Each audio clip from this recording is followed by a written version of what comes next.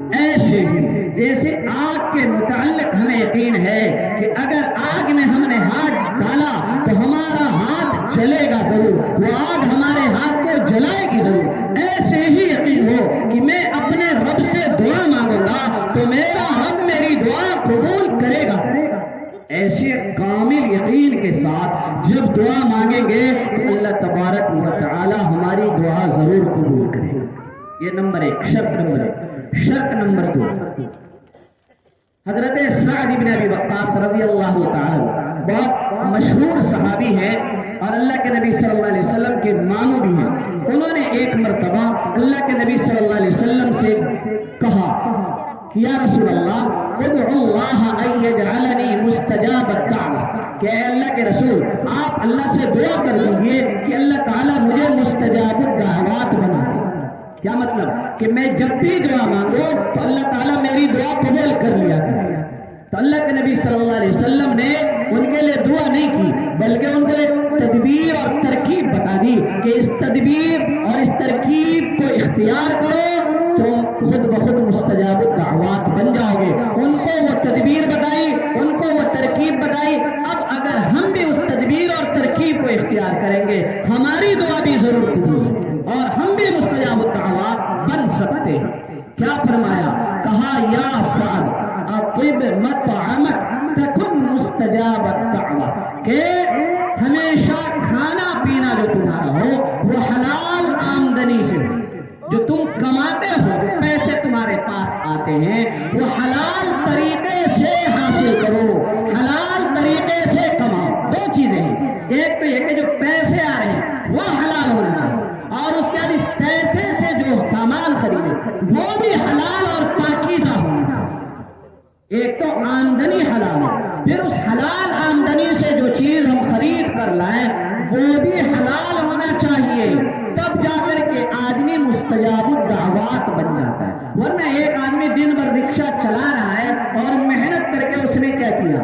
پیسہ کمایا اور کہنے لگا کہ میری آمدنی تو حلال ہے، لیکن شام میں وہ کیا کر رہا ہے؟ اس پیسے سے شراب لا کر پی رہا ہے یا سور کا گوشت لا کر کے کھا رہا ہے۔ تو ظاہر سی بات ہے آمدنی تو حلال ہے لیکن کھانا جو ہے وہ حلال نہیں ہے، جو کھانے کی چیز، جو پینے کی چیز وہ حلال نہیں ہے۔ اس لیے دونوں باتیں ضروری ہیں کہ کھانا جو ہے وہ بھی حلال ہو اور آمدنی جو ہے وہ بھی حلال ہو۔ جب جو یہ دونوں چیزیں حلال اور پاکیزہ اور اچھی اور عمدہ ہوگی تو انسان خود بخود مستجاب الدعوات بن جائے گا۔ جب بھی وہ اللہ سے دعا مانگے گا اس کی دعا ضرور قبول ہوگی۔ اس لیے اگر ماقبل میں کچھ غلطیاں بھی ہو گئی تو ابھی ارادہ کر لیں، دل سے آپ نیت کریں کہ اللہ آج تک میری زندگی میں جو ہوا سو ہوا، لیکن آج سے اللہ میں ارادہ کرتا ہوں کہ ہمیشہ حلال ہی کماؤں گا، حلال طریقے سے کماؤں گا اور حلال چیزوں کو ہی کھاؤں گا، حلال لباس ہی پہنوں گا۔ یہ ساری نیت اگر آج آپ کر لے، اللہ سے عہد پیمان کر لے، اللہ سے معاہدہ کر لے تو پچھلا معاملہ سب صاف ہو جائے گا، اور آئندہ آپ جو بھی دعا کریں گے اللہ تعالیٰ اس دعا کو ضرور قبول کرے گا۔ اس لیے یہ دوسری شرط ہے۔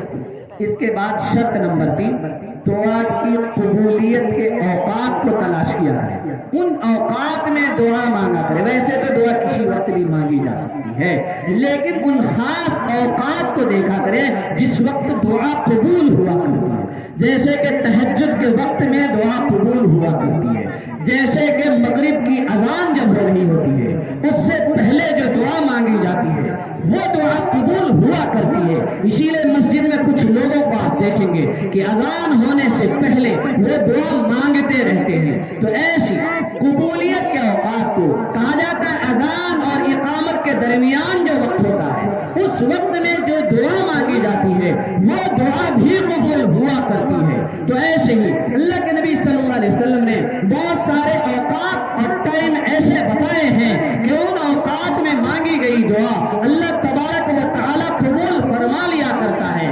اسی لیے ان اوقات میں بطور خاص اپنی ضروریات کے لیے، اپنے مقاصد کے لیے دعا مانگا کرے۔ یہ 3 شرطیں ہوئی۔ پہلی شرط کامل یقین کے ساتھ دعا مانگے۔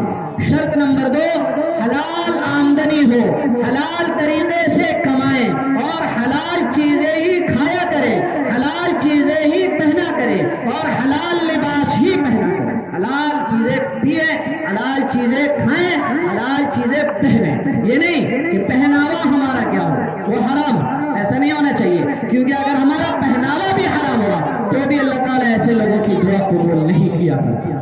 3 شرطیں ہو گئی، اور شرط نمبر 4 جلد بازی نہ کرے۔ یہ نہیں کہے کہ 15 دن سے میں دعا مانگ رہا ہوں، میری دعا قبول ہی نہیں ہوتی، ایسا کبھی نہیں سوچنا چاہیے، ایسا یہ خیال کبھی نہیں کہنا چاہیے اس طرح کے جملے۔ اگر ایسی بے صبری اور بے قراری ظاہر کرے گا، حضرت موسیٰ علیہ السلام کتنے بڑے نبی ہیں۔ حضرت موسیٰ علیہ السلام نے فرعون اور اس کے ماننے والے اس کے پجاریوں کے بارے میں دعا مانگی کہ اللہ ان سب کو کیا کر دے، ہلاک فرما دے۔ اللہ تعالی نے کہا قد اجیبت دعوتکما، کہ اے موسیٰ اور ہارون تم دونوں نے مل کر جو دعا مانگی ہے وہ دعا ہم نے قبول کر لی۔ اللہ تعالیٰ نے قرآن میں الفاظ بیان فرمائے کہ قد اجیبت دعوتکما، کس سے کہا؟ خود اللہ نے کہا۔ کس سے کہا؟ حضرت موسیٰ علیہ السلام اور حضرت ہارون علیہ السلام کو تسلی دی اور یقین دلایا کہ تم نے جو دعا مانگی ہے وہ دعا ہم نے قبول کر لی۔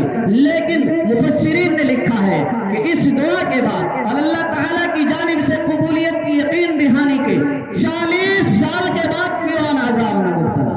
سوچئے 40 سال کے بعد اس دعا کا اثر ظاہر ہوا۔ اس لیے کبھی بھی وہ اللہ کے نبی ہیں، اللہ نے انہیں یقین دلا دیا ہے، تب بھی 40 سال بعد اس کا اثر ظاہر ہوتا ہے۔ اس لیے کبھی بھی بے صبری اور بے قراری کا اور بے چینی کا مظاہرہ، جلد بازی کا مظاہرہ نہ کریں۔ یہ نہ کہا کریں کہ میں نے کیا دعا مانگی، 1 ہفتے سے دعا مانگ رہا ہوں قبول نہیں۔ اگر آپ نے سچے دل سے کامل یقین سے دعا مانگی ہے، آپ کی آمدنی حلال ہے، کھانا پینا